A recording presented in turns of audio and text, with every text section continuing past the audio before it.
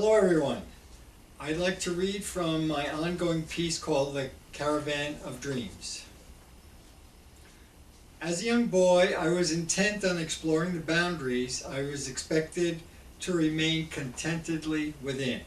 The code of behavior I was expected to live by was multifaceted, and the book of rules that I was erected to abide by was ponderous, heavy, and impossible to uphold. For one thing, there were the rigors of ridiculous Catholicism. Within the framework of the hierarchical institution of this church is a ponderous catalog of sins that seems to encompass every aspect of living that is pleasureful or suggests the possibility of pleasure.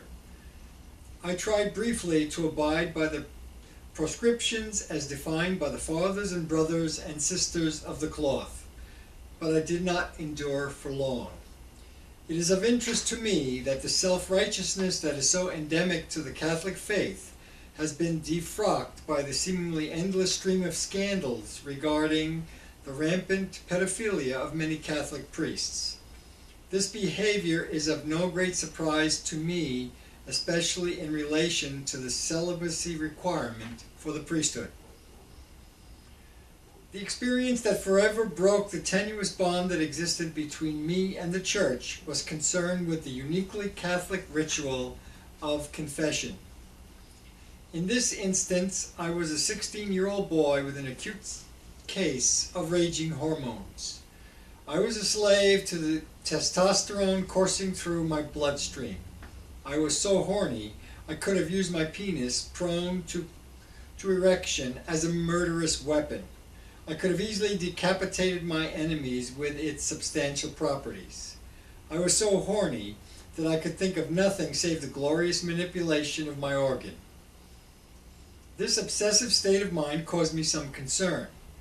I brought this apprehension with me into the confessional, and there I admitted my propensity for repeated bouts of choking the chicken.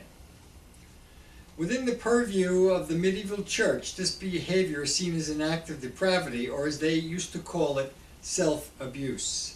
The priest, sworn to celibacy, looked upon my confession with consternation and proceeded to go off on a zealous binge of extreme self-righteousness. I was admonished and told to be fearful of the pathetic state of my immortal soul that was doomed to eternal damnation if I should have the temerity to continue my behavior and get suddenly run over by a bus, and thereby unable to get to a confessional before my premature demise. You should realize that the Catholic Church has books that detail all manner of sinful behaviors. These are categorized as venal or mortal sins. Venal sins won't keep you out of heaven. They will simply delay your entry, but mortal sins will. It seems that masturbation has been placed in this latter category. Hell is the destination for those who die with mortal sins still scarring their souls. The object lesson?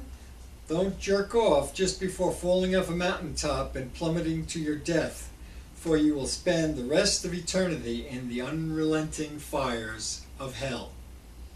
Surprisingly, after I was dispatched from the confessional with my soul miraculously purged of all residues of sinfulness, rather than feeling ashamed, guilty, and relieved, I was angry with myself for falling into the delusional belief that such a delicious act was wrong in the first place.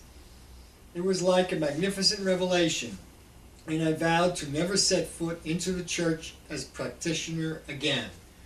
I never did. Growing up in the South Bronx, I was accustomed to the street. We lived our young lives in the street. We had a multiplicity of games, all predicated on the use of the ubiquitous Spalding rubber ball. We crashed mercilessly into that ball with a stick in the game of stickball. We hit it against the wall and down the river. We catapulted it off the curb into the intersection in the game of curveball.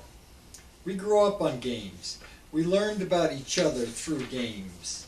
We fought with each other through games. Street games were our natural element in a world of concrete and asphalt. I have vivid memories of those games, the feeling of the Spalding ball in my hand, of my teammates as we struggled to find ourselves and hide our individual howling fears within the veil of our burgeoning masculinity. Girls did not operate within our fear. They were in our sphere. They were regarded as alien creatures, thoroughly unknown and probably unknowable. It was only in adolescence that they would invade our thoughts, commandeer our intellect, and ultimately shatter that world of boyish expectations. Within the 5 floors of apartments that graced our building were many and diverse nationalities and ethnic traditions. There were Irish and German, Jews and Eastern Europeans, Italians and Turks and Scandinavians, Puerto Ricans and escapees from the American South. They were all unique. They came with their particular set of individual experiences, distinctive worldviews, disparate systems of values and emotional flavors. Life in the tenement was not too far removed from a comparison to an evocative libretto from an Italian opera with incessant high drama filled with both ludicrous and poignant episodes. There was violence and laughter, joy and depression, birth and death, often enfolding within the breath of a single day. Privacy was a state of being sought after but seldom achieved. Everything could be readily heard through the thin and nearly transparent walls. Many essentially private acts could be seen, for much of life was lived beyond the bounds of the often stifling apartment, especially in the midst of the excruciating summer months. Intimate relationships were often subject to public scrutiny. Couples could not make love without being heard. Arguments were never confined to the apartment of origin.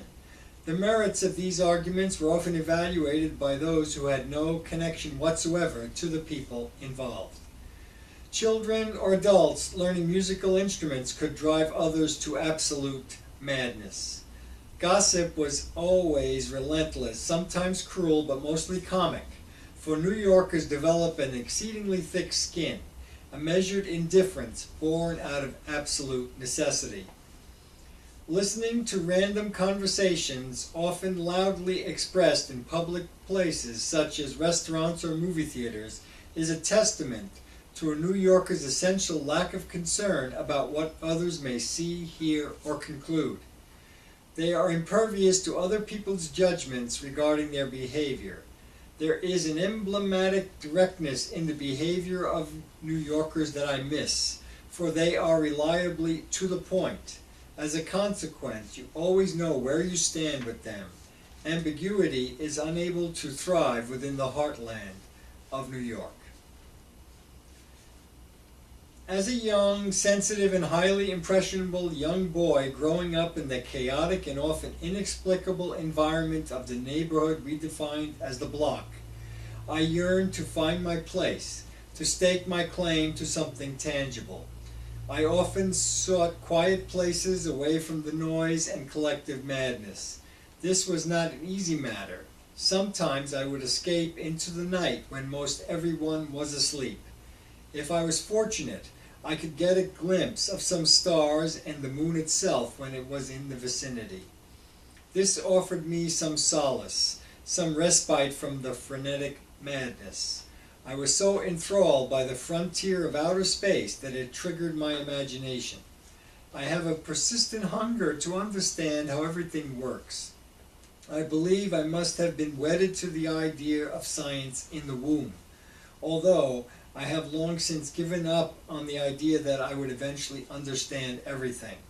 Imagination is the soul of my creative impulses. It is the engine that keeps me sane. Without it, I could not deal with the essentially crazed nature of the human world and the psychopathology of what we euphemistically call government and culture. Thank you.